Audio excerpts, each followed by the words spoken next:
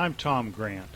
Lawyers have been sending threatening letters and using scare tactics against media outlets for nearly 15 years now, and yet not one single lawsuit has ever been filed in regards to my disclosure of the details of the Cobain investigation. So silence is the title we've chosen for our first segment. Watch and listen to what happens, and you'll soon see why. Are we entitled to freedom of speech in America? Let's find out. And next thing I know, besides the phone ringing off the hook from newspapers and TV stations and stuff, I get a call from the Cobain estate.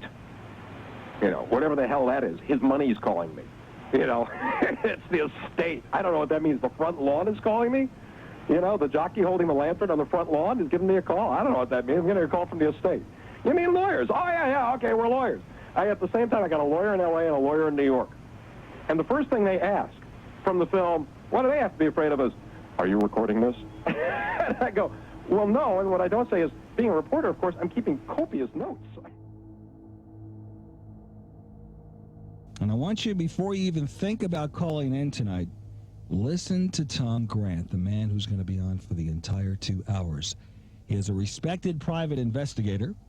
He's from Beverly Hills, California. Courtney Love hired this investigator to find Kurt Cobain after he left the rehab center. He started to notice inconsistencies. He started to notice that things just didn't add up. If I were to bring you this story, at no point did they say, don't put this on because the man's alive. At no point did they even ask, by the way, what did he say? They kept saying, well, we don't know what he said. You know that. They never said, so what did he say? First, though, we do have to take care of some pressing business because we've had, I don't think I'm exaggerating if I say a lot of phone calls this morning that are... You're not exaggerating at all. A lot of phone calls this morning who are looking for some sort of follow-up on what we devoted the entire show to yesterday, which was a private investigator who was in talking about the death of Kurt Cobain.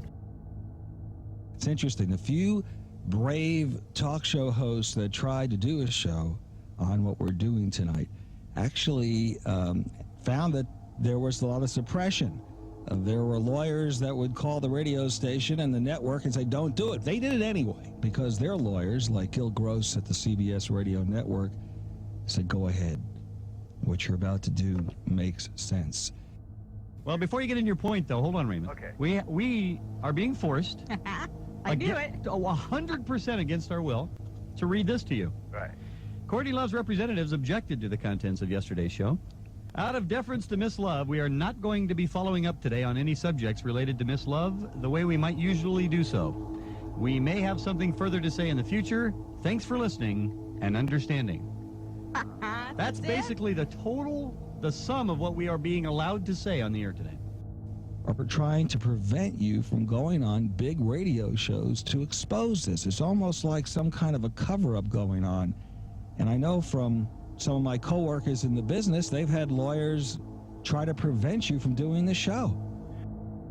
So it was like about 15 minutes. I've got my notes on how long it was in the other room, but of yelling at me, saying, you know, I was like basically saying, you're not worried about being sued? Well, I don't think so. So it's cool. I've never been yelled at by lawyers bi-coastally before. A lawyer in L.A., a lawyer in New York. This coast to coast hookup. Give me a break. Don't tell your listeners this stuff. Oh, why? Well, because the detective might get in trouble. You know, we're just concerned about him. He could be arrested. Right. Yeah, I'll bet.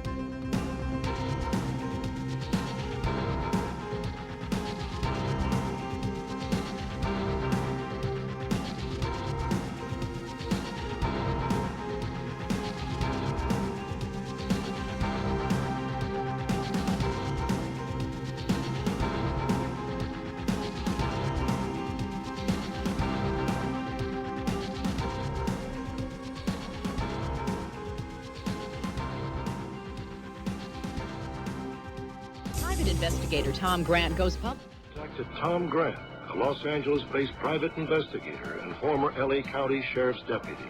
Returning to our story, when Kurt Cobain disappeared from a drug rehab center, his wife, Courtney Love, hired retired Detective Tom Grant to find him. I realize segment 1 may appear to be a bit self-promoting, and to an extent it is, but this is also a very necessary tactic, and it's intended to demonstrate to producers, directors, writers, website owners, or anyone wanting to help with the distribution of Project Unplugged. Ignoring lawsuit threats for nearly 15 years, I've simply told the truth in hundreds of public forums. Segment 1 should prove that you have nothing to fear from hot-aired attorneys hired to scare you away from allowing us to reveal the real facts about the Cobain case. If all goes according to plan, Project Unplugged will be released one segment at a time, each 10 minutes in length. The completed documentary will be over 1 hour and 20 minutes long. There are several reasons for our slow release strategy. Eventually, we'll reach millions of Kurt Cobain and Nirvana fans around the world. Fans who were never exposed to the true facts and details surrounding Kurt Cobain's death. Here are just some of the items of interest to be included in the segments to follow.